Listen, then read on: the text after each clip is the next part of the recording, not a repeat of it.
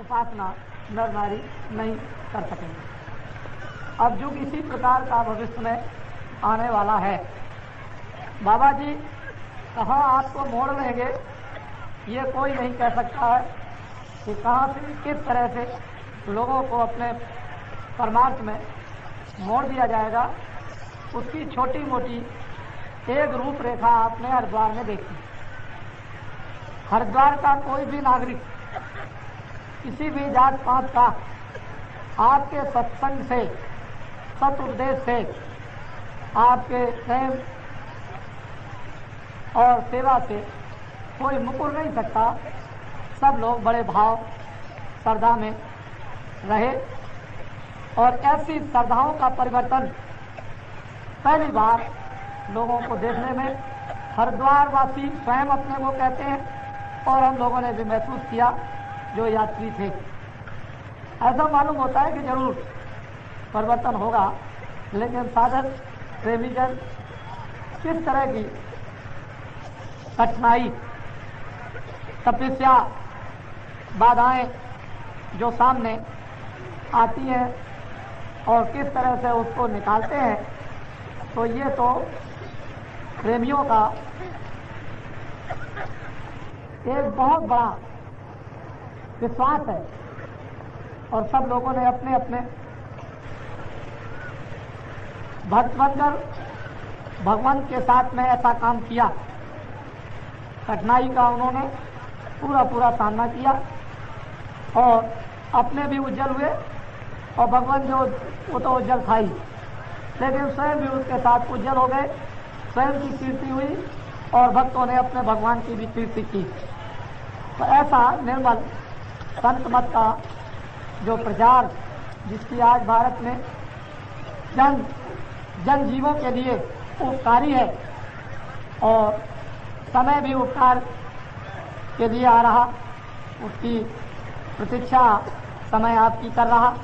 आपको भी चाहिए कि जिस तरह से आपको अपने कल्याण की प्रतीक्षा कराई जाए समय की, उसी तरह से हम लोगों को भी करना है और समय का फायदा अपने मनुष्य रूपी मकान में रह करके करना। ये ऐसी संतमत की साधना है कि जिसका किसी प्रकार का भी किया हुआ फल वंचित नहीं, निष्फल नहीं हो सकता है, फलदायक रहेगा। क्योंकि साधना अपनी सच्ची, उपासना अपनी सच्ची, नाम भी सच्चा, स्थान भी सच्चा, रूप भी सच्चा, देश भी सच्चा, फिर थोड़ा सब नाम की साधना भी सच्ची। अपने मनुष्य रूपी मकान में दरवाजा भी सच्चा। तो जीवात्मा जो मनुष्य रूपी मकान में इस कैद खाने में बंद कर दी गई वो भी सच्ची, लेकिन बस इतना ही अंतर है कि ये गंदी हो गई। अपने किए हुए कर्मों से इस पर गंदगी आ गई और उसके उतारने के लिए हम लोगों को बरसक पूरा प्रयत्न करना है, करना चाहिए। महात्माओं की दया लेकर इसको उतार ही देना चाहिए, इस गंदगी को हटा देना चाहिए। ये मेहनत हम लोगों को थोड़ी सी, और वो जब भी संभव होती है कि जब हम आज्ञा का पालन करते हैं, भजन भाव में अपने मन बुद्धि चित्त को लगाते हैं, ध्यान अपने परमार्थ का 24 घंटे दुनिया के काम करते हुए रखते हैं, तो ये सब रगड़ाइयाँ अपनी गंदगी को दूर करने की हो रही हैं और गंदगी दूर हो जाएगी। इसलिए आज उसी प्रकार का सत्संग आप ध्यान से सुने। बोलो। सबकी आदि शब्द को जाना, अंत सभी का शब्द पिछाना। प्रारंभ में जो रचना सतलोक से महाकाल पुरुष ब्रह्म, पार ब्रह्म, ब्रह्म ईश्वर, आद्या महाशक्ति, ब्रह्मा विष्णु महादेव, देवी देवता, उसके बाद नर सृष्टि, मृतलोक, फिर उसके बाद 84 से नर, जो भी सृष्टि का विस्तार हुआ वो सब नाम पर हुआ। सतलोक में नाम भरपूर है, वहाँ किसी प्रकार की कमी नाम आवाज शब्द की नहीं है।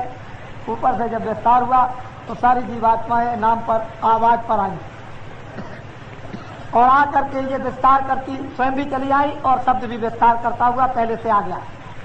उसी पर फिर उन्होंने विस्तार किया, आकाश बन गया, हम नहीं आए, जमीन तैयार हो गई, हवा तैयार हो गई, पानी तैयार हो गया, अग्नि तैयार हो गई, हम आए तो इसके अंतर्गत हमने अनेक विस्तार कर दिए।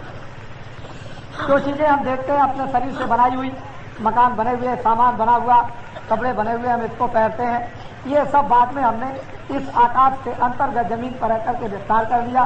तो पहले विस्तार करने वाली आवाज आई, उसने विस्तार कर दिया आसमानों का, सूक्ष्म तत्वों का। उसके बाद जीवात्माओं को उतारा, तो हर मंडल के ऊपर में हर एक देश के अंदर जीवात्माओं ने अपना विस्तार कर दिया। और वहां के विस्तार से वो जीवात्माएं सब की सब वहां फंस गई, फिर नीचे आई वहां फंस गई, फिर नीचे आई वहां फंस गई, माया के सूक्ष्म देश में आई वहां फंस गई, यहाँ मृतलोक स्थूल देश में आई तो यहाँ फंस गई। अपने अपने विस्तार में अपने अपने मंडलों में फंस गई, लेकिन सारी रचना शब्द नाम आवाज की है। अब जब इधर आ गई तो आवाज से आई, दोनों